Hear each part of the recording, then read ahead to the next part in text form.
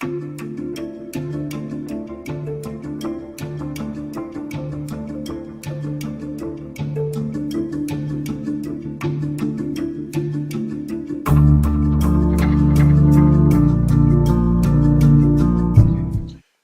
Amir Goraya, Assistant Country Director and Head of Democratic Governance for United Nations Development Programme, Pakistan. So the key questions which the election stakeholders should consider are: are the restrictions, or let's say, are the limits on campaign financing realistic? Should they be the same for every constituency?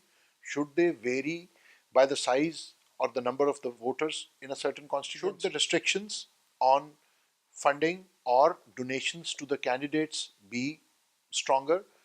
Should there be a limit on that?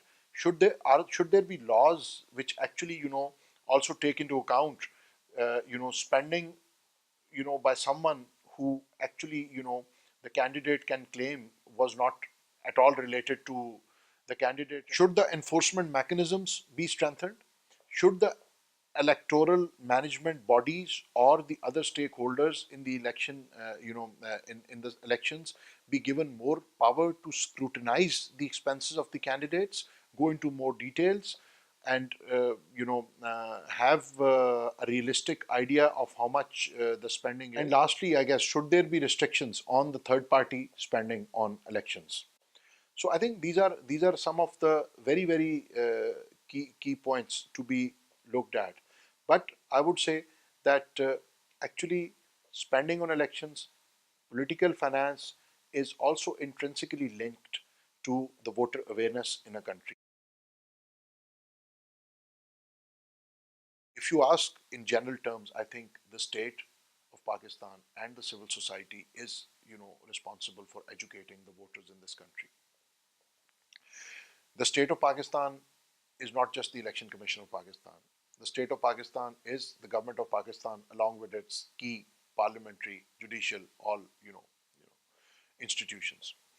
There are many ways of doing that. There are, one way is, which is classic voter education, which we do in Pakistan, is reaching out to the press and the media before the elections event and telling people to to exercise their right. But if you look at the voter education campaigns in the past, you would see a lot of those voter education campaigns are focused on how to vote and less on why to vote and what change does the vote bring into the life of an ordinary person. So I think this is where one needs to concentrate, and this cannot be left alone to the electoral management bodies. This is the responsibility of the state as well.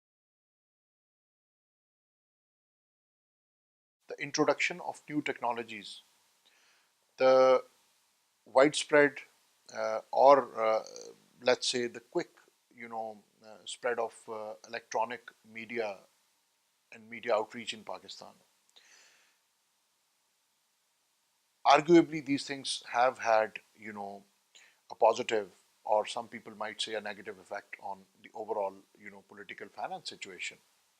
But one thing which is very clear is that the introduction of new technology, which includes the use of social media, which includes the use of media space on private TV channels, which includes cell phone technology, and which includes, let's say, a revolution in even the printing of the electoral hoardings and banners, that surely has an impact on in a way in increasing the cost of the election.